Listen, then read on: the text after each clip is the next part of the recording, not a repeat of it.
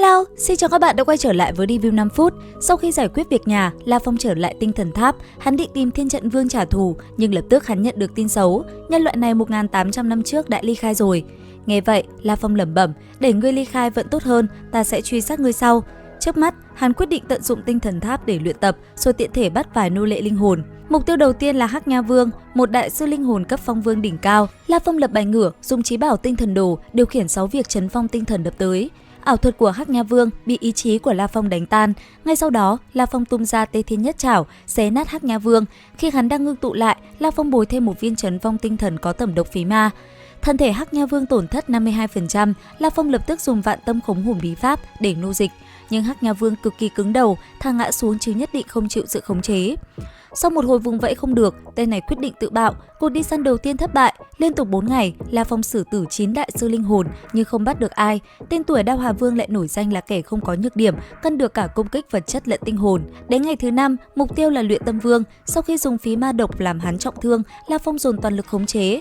Lần này thành công, La Phong cuối cùng cũng có nô lệ đầu tiên. Có Luyện Tâm Vương phụ trợ, hiệu suất đi săn tăng vọt. Sau một tháng cày cuốc, qua 46 trận chiến, lấy mạng hơn 100 phong vương, đội quân của La Phong tăng lên 9 nô lệ, gồm 6 phong vương cực hạn và 3 đại sư linh hồn.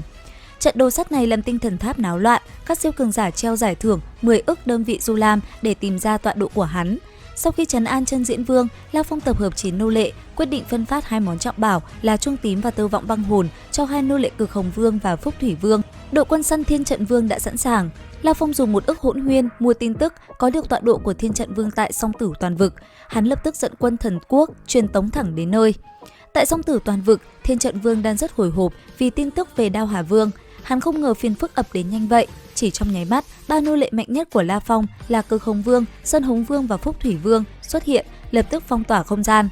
Biết không thể chạy, Thiên Trận Vương gọi ra 3 nô lệ của mình, 2 phong vương cực hạn, 1 đại sư linh hồn, cả hai bên lập tức thiêu đốt thần lực bất hủ. Thế vậy, Thiên Trận Vương hoảng sợ, giả vờ bình tĩnh nói: "Thu tay lại đi, lưỡng bại câu thương thôi."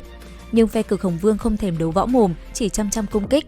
Phúc Thủy Vương bung Tơ Võng Băng Hồn, biến khu vực thành Phúc Thủy Hải, dùng vô số sợi tơ trói buộc kẻ địch. Thiên Trận Vương bị dồn vào đường cùng, lôi ra át chủ bài là vũ khí độc cơ giới, phân giải tháp, sau đó bắn một cột sáng xoay tròn màu xanh biếc về phía Phúc Thủy Vương. Nhưng Cực Hồng Vương đã bung chuông tím ra che chắn, đòn tấn công bị chặn đứng. Cực Hồng Vương lập tức phản công, ma âm của chuông xuyên qua phân giải tháp, đánh thẳng vào Thiên Trận Vương. Chỉ nháy mắt sau, thân thể của Thiên Trận Vương bốc hơi, từ 82% rớt thẳng xuống còn 33%. Thấy mục tiêu trọng thương, La Phong ra lệnh: "Luyện Tâm Vương, Bi Mị Vương, Khuất Sán Vương, khống chế Thiên Trận Vương cho ta." 3 đại sư linh hồn lập tức xuất hiện, cùng thiêu đốt thần lực, dùng vạn tâm khống hồn đè ép. Biết mình xong đời, Thiên Trận Vương dùng chút ý thức cuối cùng, phát tin cầu cứu khẩn cấp, báo tin về tiểu đội cường giả ngoại tộc có 2 trọng bảo.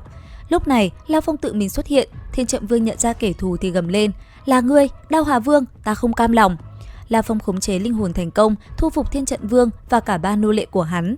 Nhưng lúc đó, 3 luồng chấn động không gian ập tới, viện binh đã đến, không gian xung quanh lập tức bị phong tỏa. 3 đội quân, tổng cộng 16 cường giả ập tới tìm tiểu đội ngoại tộc. Tuyết Giác Vương phát hiện ra La Phong đang ẩn nấp, một đòn tấn công thăm dò bị La Phong đập ngược trở lại. Hắn liền xuất hiện, dễ sâu nói: "Ta liều mạng đem hết toàn lực cứu hảo hữu của ta, Thiên Trận Vương. Ngược lại, hắn lại ngã xuống vì công kích cùng các ngươi, vậy là sao chứ?"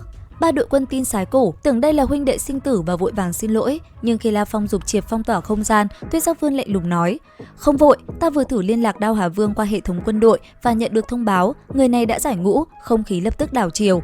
Giải ngũ có nghĩa là La Phong không còn được luật đồng trận doanh bảo vệ, hàng chục rồi hàng trăm cường giả khác ập tới, mắt ai cũng sáng rực lên vì trọng bảo trên người hắn. Động thủ, vài chục cường giả phong vương cực hạn lao vào vây công, nhưng La Phong bật thí Ngô Vũ Dịch, tốc độ nghịch thiên, lạng lách giữa các mảnh vỡ không gian, như cá gặp nước, không ai chạm được vào người. Vừa né, La Phong vừa ghim Tuyết Giác Vương, hắn xé gió lao tới, tung ra Tê Thiên Nhất Trảo với 6 viên trấn phong tinh thần tẩm độc. Tuyết Giác Vương đỡ không nổi, thân thể vỡ vụn, trúng độc nặng. Ngay lúc La Phong định kết liễu, một cự chùy lôi điện đen thui khổng lồ bổ tới, La Phong buộc phải dùng 8 viên trấn phong tinh thần, bung chiêu Nhất Tuyến Tiên Ảnh để đỡ đòn. Kẻ đến chính là Hắc Thế Vương, một boss cuối thực sự, ngang hàng với Mệnh Vẫn Vương. Đến đây thì cũng hết tập 198 Thôn Phệ Tinh Không. Xin chào và hẹn gặp lại các bạn ở những video tiếp theo.